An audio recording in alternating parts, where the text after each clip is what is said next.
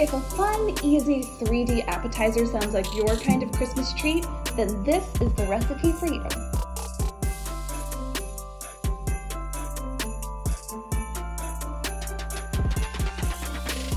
Charcuterie boards are having a moment, and Christmas charcuterie boards are everywhere right now. But why settle for something flat and boring when you can literally elevate the idea? Today, we are going to make a 3D charcuterie Christmas tree. It reminds me of all of those amazing vintage Christmas parties you see in pictures and movies. Those cats could party. So let's turn the insta-famous charcuterie board into a retro favorite that you and your friends will love. First thing you need to do is pick your base. You can use lettuce, you can use kale, rosemary, anything you have. I think curly kale is the best because it looks really retro. Give that a rinse, let it get really, really dry. Then you're going to start on the structure of your tree. All you need is a floral cone. I wanted one that was a little bit taller. I just got a smaller cone and 2 separate floral rounds, or what they are called, and then just attach them with skewers to give it more height.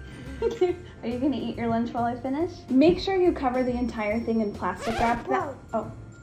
That way you have a food-safe surface. Use toothpicks to secure leaves of kale around the entire tree. It's best to start at the bottom and work your way up so that you get that cute Christmas tree shape. From here, it's kind of up to you what you'd like to do with your decorations. Personally, I don't think it's a charcuterie board without cheese. How highbrow or lowbrow you go is completely up to you. You could use Parmesan, Swiss cheese, Gruyere. They have all sorts of flavored cheeses at places like Trader Joe's. They make a red Syrah cheese that I really, really like. For the cheese and the rest of your decorations, just use toothpicks to secure your items to the kale. Cherry or grape tomatoes are really cute and they kind of look like red Christmas ornaments. You can definitely use them plain, or here's something I like to do to make them just a little bit more fancy. If you take your cherry tomatoes and use a sharp paring knife at an angle, you can kind of cut a cone out of the top and then fill that top with a soft, herby, garlicky cheese like Boursin. You can also use goat cheese or blue cheese if you're a big fan.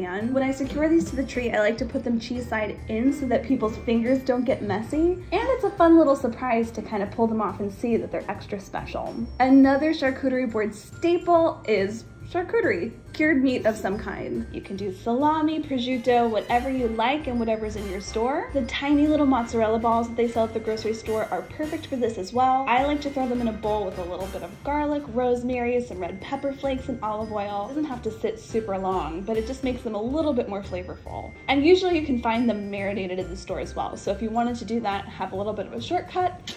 Some easy staples that you could throw on as well that definitely have a cute ornament vibe. Green olives. Personally, I love the Castelveltranos because they're bright green and really big and just look so, so good. This is my spicy twist on bacon wrapped apricots. Take some dried apricots and cut those in half so you can open them like a book, like this. Put 1 piece of jalapeno inside, wrap that in bacon, and put all of those on a baking sheet.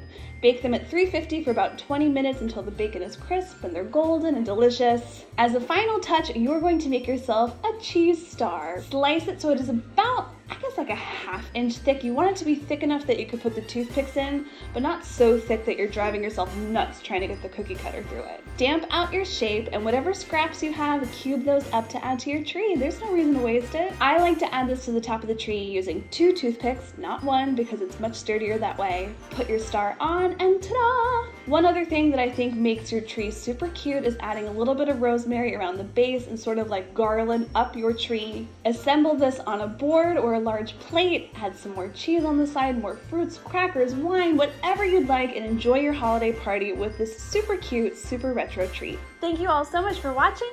Cheers and happy holidays. Do you like trees? Yeah. Do you like Christmas?